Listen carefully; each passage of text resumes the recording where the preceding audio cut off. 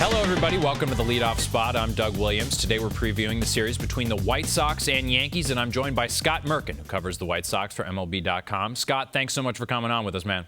No problem, Doug. Let's start with Chris Sale. Every team that faces the White Sox just crosses their fingers that somehow he won't be in the rotation for that series, but the Yankees will face him on Sunday. But he's winless so far in August. Is there any reason for that, or should the Yankees still expect runs to be hard to come by on Sunday when they face him? Yeah, when Chris Sale goes to the mound, he pretty much brings no-hit stuff with him to the mound every time. There's not many off nights for Chris. He had a little blip against Cleveland last year, and that's pretty much been it in the last couple of years that he's been the starter. You know, it's just been kind of bad support and bad bullpen support more than anything during the month of August. But he still is strong as any starter in the American League, and probably right now is up there 1 and 2 with Felix Hernandez in terms of Cy Young candidates in the AL, even though Chris missed the equivalent of 6 starts, about 32 days, due to the flexor muscle strain earlier in the season where he suffered it in Detroit, and it was out for about 6 weeks. Scott, the last time the Yankees faced the White Sox, they were lucky enough to miss Jose Abreu, who was on the disabled list at the time. How amazing has his season been? And as far as the Yankees pitchers are concerned, what's the best way to keep this guy in the ballpark? Walk him, I guess. But he had a little bit of a home run drought. It was 77 plate appearances. He hit one against Baltimore the other night, and you know he's prone to he can go into a streak at any time. Abreu is just the thing that's been most impressive about Abreu, and I've probably said this 50 times this year, is just his routine. You know, he follows the same sort of thing every day. He's even talked about it goes as deep as like when he gets up in the morning, when he gets to the ballpark, the thought process that goes into it, and you know he's a rookie by major league experience, but he came in far more polished than your normal 21, 22-year-old rookie. This is a consummate pro, and unfortunately with the problem that Tanaka had with his arm this year, probably the rookie of the year.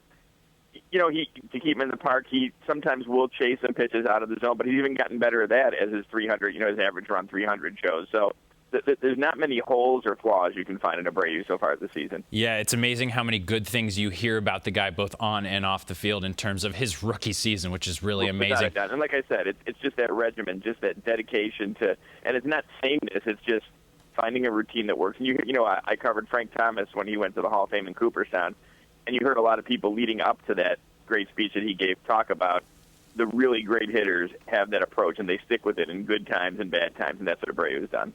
The Yankees will face John Danks on Friday. He's a guy whose name you've heard in trade rumors since early July, and including the Yankees in those rumors. Is there any chance he could still be dealt in August, and what kind of pitcher is he? What kind of pitcher would another team be getting? Because he's kind of a hard guy to figure out.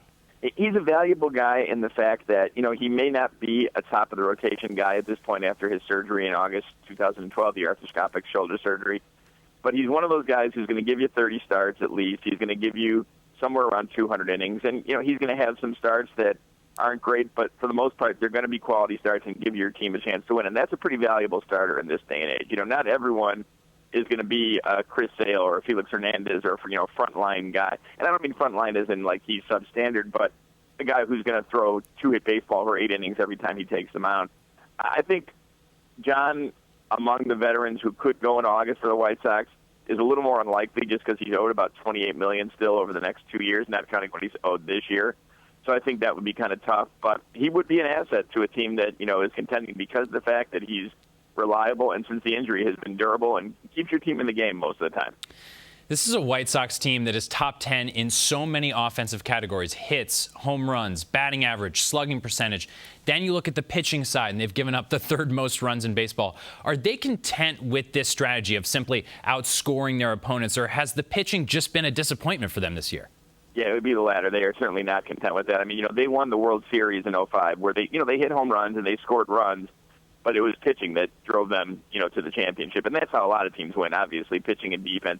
Their defense has been improved over what was a really bad year in 2013 in so many categories, but defensive especially. And the pitching, the bullpen has struggled. Part of it is because a guy like Nate Jones, who looked like he was going to take over the closer spot for Addison Reed when Addison Reed was traded in the offseason, Nate Jones was hurt the entire year. Matt Lindstrom missed a few months because of an ankle injury. And they put younger guys, into roles that maybe they weren't designated for at the beginning of the year, and it's kind of been a learning process for them. They've had some veterans who haven't performed the way they wanted, And the bullpen has hurt them probably as much as anything right now. But again, it's a learning process for that young crew. The starters have been pretty decent, and one thing about the offense that the Yankees will miss is Adam Eaton, who is not scheduled to come back from his rehab assignment for an oblique strain until the beginning of next week. So he's been kind of the straw that stirs the drink. I knew I'd get that mixed up. And the offense has been a little bit down without him, but there's still plenty of other weapons, especially with Avisail Garcia back from the disabled list. All right, Scott, that's going to do it for the leadoff spot. Great stuff, man. We appreciate you coming on with us. Okay, anytime.